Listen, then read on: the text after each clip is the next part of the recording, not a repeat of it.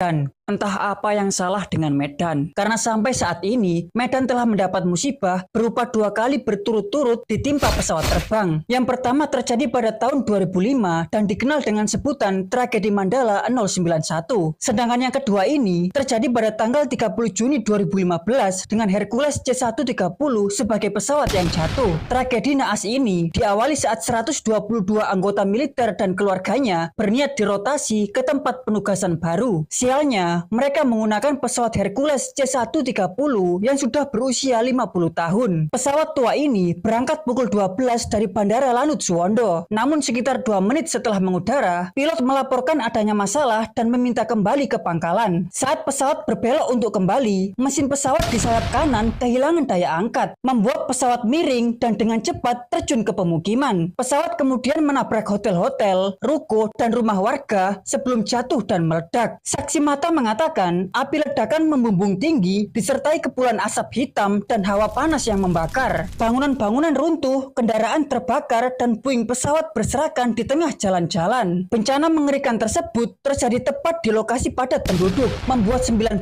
warga dari darat tewas di tempat. Sedangkan seluruh 122 penumpang tidak ada yang selamat. Banyak tubuh korban ditemukan dalam kondisi hangus terbakar dan sebagian lagi hancur dalam puing-puing bangunan. Saking rusaknya jenazah korban, forensik sampai harus menggunakan tes DNA untuk mengenali identitas korban. Bayangin aja, kalian nggak mau keluar rumah karena masih trauma dari tragedi Mandala tahun 2005. Saat kalian memutuskan untuk healing keluar rumah, tiba-tiba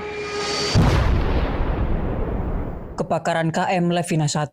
Kapal ini tetap memakan korban meskipun sudah jadi bangkai. Pagi itu, 22 Februari tahun 2007, kapal penumpang KM Levina 1 berlayar dari Jakarta menuju Pontianak. Di dalamnya ada 330 penumpang berdesakan. Sebagian duduk di dek, sebagian lagi tertidur di ruang kabin. Tidak ada yang menyangka perjalanan biasa itu akan berubah menjadi neraka di tengah lautan. Sekitar 1 jam setelah berlayar, asap mulai muncul dari dek kendaraan. Diduga berasal dari truk yang membawa bahan kimia mudah terbakar. Tak butuh waktu lama, api kemudian cepat menjalar ke seluruh bagian kapal, memakan kursi, dinding, hingga barang bawaan penumpang. Orang-orang pun panik. Ada yang melompat ke laut tanpa pelampung, ada yang berdesakan menuju sekoci, dan ada pula yang terjebak di dalam kabin yang penuh asap hitam. Teriakan minta tolong bercampur suara ledakan dari kendaraan yang ikut terbakar. Sebagian penumpang berhasil diselamatkan, tapi banyak yang hilang atau tewas. Beberapa korban ditemukan mengapung di laut, sebagian lagi ditemukan dalam kondisi hangus dalam kapal. Beberapa hari setelah kebakaran, bangkai KM Levina 1